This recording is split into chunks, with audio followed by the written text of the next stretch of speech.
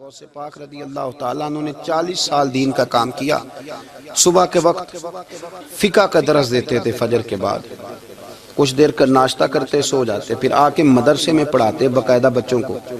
غوث پاک رضی اللہ تعالیٰ عنہ کی سیرت پر آپ ساری کتابیں پڑھ لیں، ساری کتابیں لو، میں نے بھی بڑا ہی دعویٰ کر دیا، یعنی ساری کتابیں جتنی اب تک چھپی ہوئی ہیں ساری پڑھ لو، کہیں نہیں ملے گا کہ ہم غوث پاک کے آستانے پہ گئے. غوث پاک کسی بندے نے یہ نہیں کہا ہم غوث پاک کے آستانے پہ گئے، غوث پاک کے دربار پہ گئے. سب نے یہی لکھا ہے کہ ہم حضور غوث پاک کے مدرسے میں گئے. ہمارے نا مدرسوں میں سبق تقسیم ہوتے ہیں، سال جب شروع ہوتا ہے نا تو سبق تقسیم ہوتے ہیں. ہمارے مدرسے میں بھی تقسیم کرتے ہیں ہمارے مولانا. آپ حدیث پاک پڑھائیں گے، فلانا استاد منطق پڑھائے گا، فلانا فلسفہ پڑھائے گا، فلانا یہ سبق تقسیم ہوتا ہے، فلانا قرآن، فلانا حدیث، فلانا فقہ. تو غوث اعظم کے مدرسے کے جو ناظم تعلیمات تھے وہ کہنے لگے حضور سبق بانٹنا ہے تو آپ کو کون کون سے سبق دے دیں، کون کون سا پیریڈ پڑھائیں گے؟ تو آپ فرمانے لگے نہیں پیریڈ رہنے دو. حضور پھر فرمایا اس طرح کرو، لائق بچے تم رکھ لو اور نلائق سارے مجھے دے دو، میں جانوں اور نلائق جانے، نلائق سارے میرے. غوث پاک رضی اللہ تعالیٰ نلائق سارے رکھ لیے، کند ذہن. اور حضور غوث پاک ان کو اسباق پڑھایا کرتے، ان پر محنت کرتے. فجر کے بعد فقہ کا درس، 10 بجے مدرسے کی کلاس، زور کے بعد حدیث پاک کا درس، مغرب کے بعد تفسیر بیان کرتے. بانج علموں جو کرے فقیری وہ کافر مرے دیوانہ. اور عشاء کی نماز کے بعد ہفتے میں 3 جلسوں سے خطاب. اور یہ سارے کام کر کے نا تو پھر بھی غوث اعظم جب دنیا چلی جاتی تو وضو کر کے مصلی پہ بیٹھ جاتے. اور 40 سال بیت گئے، ساری رات اللہ کی بارگاہ میں عبادت کرتے. 40 سال حضور غوث پاک کو اللہ نے بڑا اعزاز دیا، کتابیں لکھی، ڈیوٹی کی، محنت کی، کوشش کی پوری دنیا میں. میں پہلے بھی بتا چکا ہوں، پھر بتاتا ہوں. یہ جو صلاح الدین ایوبی کا بہت نام لیتے ہیں نا، بہت بڑے مجاہد تھے. صلاح الدین ایوبی کے ساتھ 70,000 کی فوج تھی، سارے کے سارے غوث پاک کے مرید تھے. صلاح الدین ایوبی نے حضور غوث پاک کی زیارت نہیں کی پر تعلیم غوث پاک کے مدرسے میں حاصل کی. اس کو بڑا شوق ہو نا کتابیں دیکھنے کا، وہ میرے پاس آئے، میں دکھاؤں گا انشاءاللہ. صلاح الدین ایوبی حضور غوث پاک کے مدرسے کا طالب علم ہے. یہ آپ کے ملک میں 2-3 دن سے رٹا چل رہا ہے، وکیلوں کا، ڈاکٹروں کا، کل سے یونیورسٹی کا بھی چل گیا ہے. یہ لڑائی کسی مولوی 2 گروپوں میں ہوئی ہوتی نا، چلو نام بولو، میں نے پتہ ہے اگلی گل دے. کسی مولویوں کے 2 مدرسوں میں ہوتی نا تو جو طوفان اٹھنا تھا نا ہر چوک میں، مولوی لڑاندے بڑا لے یہ بڑی. میں نے دعوت دی تھی پرسوں، میں نے کہا جب وکیل مکمل تعلیم کر لینا اسے 2 سال مدرسے میں لاؤ، ہم اسے سکھائیں گے اٹھنا کیسے ہے، بیٹھنا کیسے ہے.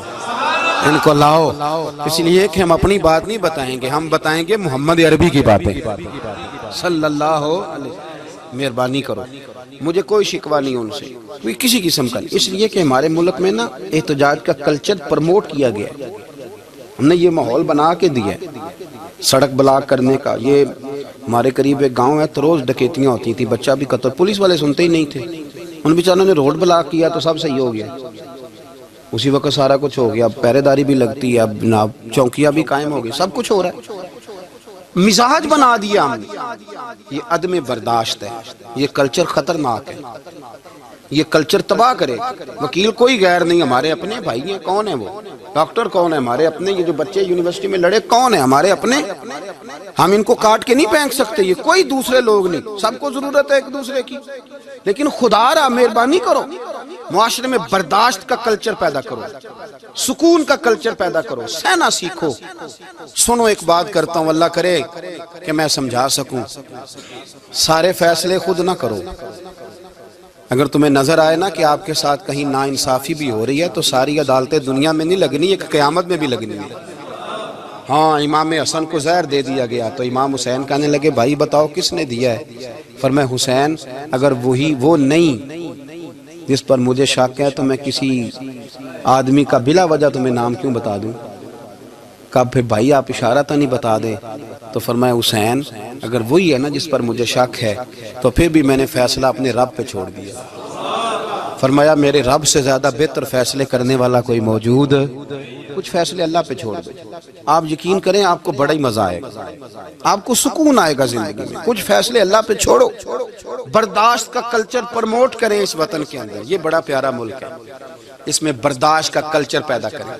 وکیل کو ہر وقت ڈاکٹر کی ضرورت ہے, ڈاکٹر کو ہر وقت وکیل کی ضرورت ہے. ہم ایک دوسرے کے بغیر دیکھیں نا, میں نے آئین بھی رکھا ہوا ہے پاکستان کا, لیکن اس کے باوجود کوئی مسئلہ بن جائے تو میں کسی وکیل صاحب کو فون کرتا ہوں. میرے دوست ہیں, میں پوچھتا ہوں کہ یار یہ مسئلہ ہے, اس کا کیا حل ہے. ہم مل کے رہتے ہیں معاشرے میں. برداشت کے کلچر کو پروموٹ کریں, پیار کریں, محبت بانٹیں. یہ وطن ہے, اس کو مل کے سنواریں گے تو انشاءاللہ تعالیٰ یہ رسول اللہ کے دین کا قلعہ بنے گا بڑا مضبوط. اس سے پیار کریں. مثبت غلط بات ہے تو اس کو آپ سمجھائیں, اس پر تبلیغ کریں, لیکن یہ نہ کریں کہ آپ عدم برداشت کا ماحول پیدا کریں. حضور غوث پاک رضی اللہ تعالیٰ عنہ دین کا کام. ایک بات, اللہ والوں کے پاس لوگ دعاؤں کے لیے جاتے ہیں. کیوں جاتے ہیں؟ سنو, میرے ساتھ ایک شخص رہتا ہے, صبح سے شام تک میری ڈیوٹی کرتا ہے, نوکری کرتا ہے, خدمت کرتا ہے, گاڑی چلاتا ہے, یہ کرتا ہے, وہ کرتا ہے. ایک صاحب ہیں جو 3 سال کے بعد ملتے ہیں. وہ جو 3 سال کے بعد ملتے ہیں وہ شکوہ کرتے ہیں کہ پیر صاحب اس کی بات زیادہ مانتے ہیں. تو پیر صاحب اب کدھر جائیں, یہ سارا دن پیر صاحب کی مانتا ہے. نہیں سمجھ آ رہی ہے آپ کو بات؟ یہ مزاج ہے نا جی.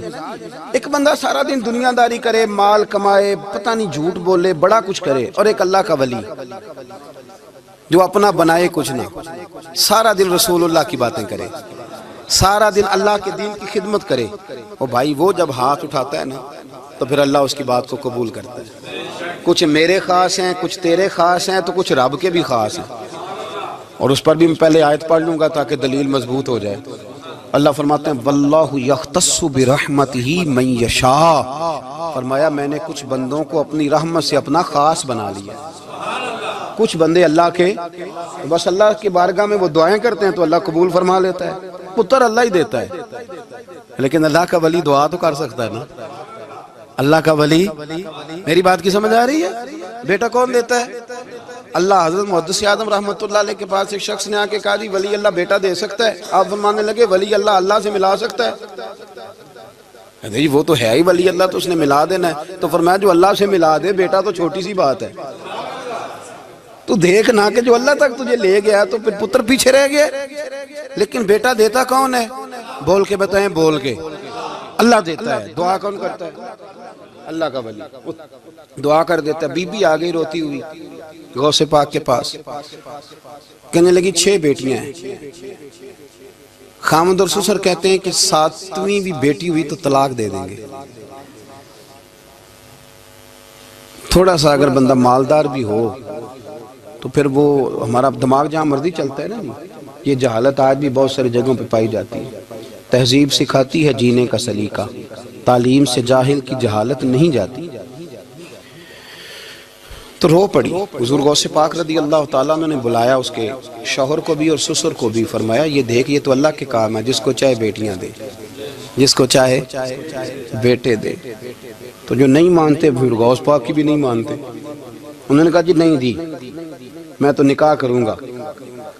چلے گئے تو غوث پاک کی بارگاہ میں وہ بیٹی اور اس کا باپ اور اس کی ماں پھر آئے, کہنے لگے حضور مہربانی فرمائیں. پھر اللہ کے ولیوں کے پاس ایک قوت ہوتی ہے جس کا نام مصلی ہے. مصلی بہت بڑی طاقت, بہت بڑی. حضور نے فرمایا دعا صلاح المومن, فرمایا دعا مومن کا ہتھیار ہے. یہ مومن جب ہاتھ اٹھاتا ہے تو پھر عرش کا مالک دروازے کھول دیتا ہے کرم کے.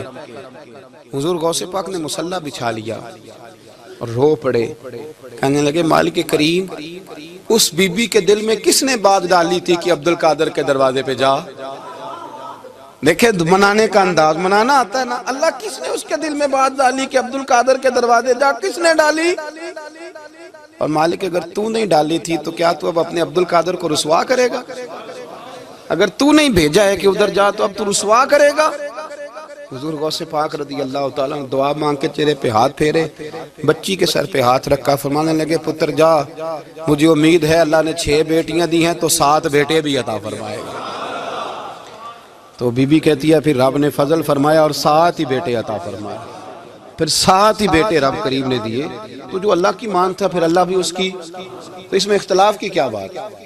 یہ سادی سی بات ہے. ایک بغداد کا سوداگر تھا, بڑا مالدار تھا۔ ایک دن اس نے بغداد کے سارے علماء اور مشائخ کی دعوت پکائی تو غوث پاک کے پاس بھی آیا، کہنے لگا حضور شام کا کھانا ہے۔ آپ نے اس کا چہرہ دیکھا تو وہ رو پڑا، کہنے لگا بغداد کے پیر انکار نہ کرنا۔ آپ نے فرمایا تو جا میں آؤں گا۔ شاگرد مرید کہنے لگے حضرت جی آپ بڑی مشغولیت تھی شام کو۔ فرمایا اتنا بڑا آدمی جب رو پڑتا ہے تو لگتا ہے بڑا مجبور ہے، چلیں گے۔ شام کو جب اس کے دروازے پہ گئے تو کھانا بھی اس نے چنا تو ساتھ اس نے ایک ٹوکرا ایک صندوق بھی لا کے رکھا، اوپر سے خالی۔ جب غوث پاک نے اٹھ کے دیکھا تو اندر اس سوداگر کا بیٹا، اس تاجر کا بیٹا، دونوں ٹانگوں سے معذور، دونوں ہاتھوں سے معذور، ایک ہی بیٹا اپاہج ہے۔ وہ تاجر رو پڑا، کہنے لگا حضور بڑی دنیا جانتی ہے، بڑا مال ہے، پر جب تنہا بیٹھتا ہوں تو کھول کے روتا ہوں۔ وہ بے نیاز ہے نا، ساری زندگی کے بعد ایک بیٹا دیا تو وہ بھی اپاہج ہے۔ حضور بال سفید ہو گئے، لوگوں کی اولاد بڑھاپے کا سہارا بنتی ہے، میں بوڑھے وقت میں اس کو اٹھا کے پیشاب پخانے کے لیے لے کے جاتا ہوں۔ بغداد کے عبد القادر سنا ہے جب تو دعا مانگتا ہے تو رب قبول فرما لیتا ہے، تو مہربانی فرما اگر میرا پتر ٹھیک ہو جائے، میرا زور کوئی نہیں مالک، بے نیاز ہی بڑا ہے، اگر مہربانی ہو جائے۔ تو غوث پاک نے پھر مصلی بچھایا، مصلی بچھا کے کہنے لگے مالک تو اپنے بندوں کے دل میری طرف کیوں موڑتا ہے، اور اگر موڑتا ہے تو پھر رحمت کی نظر فرما، بندہ نوازی فرما۔ ایک باپ اتنے رو رو کے آنسو بہا رہا ہے تو کرم نوازی فرما۔ حضور غوث پاک نے ابھی چہرے پر ہاتھ نہیں پھیرے کہ بچہ اللہ اکبر کہتا ہوا صندوق سے باہر نکل آیا۔